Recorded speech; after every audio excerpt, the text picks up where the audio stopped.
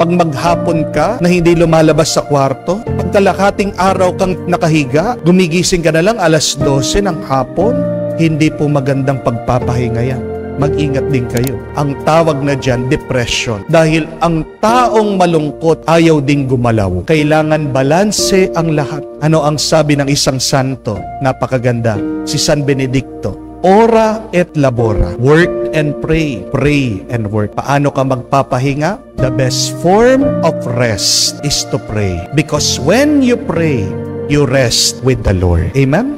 So pagkatapos mong magpahinga, may lakas ka, pagpatuloy mo ang iyong trabaho. Lalong-lalo na kung ikaw ay nagtatrabaho para sa kabutihan ng iyong pamilya at para sa kapurihan ng Panginoon. Pagpatuloy mo lang, pagpagod ka na, magpahinga ka. Hindi yan bayad, hindi yan gantimpala. Ang pahinga ay kailangan mo at ang pahinga ay utos ng Diyos.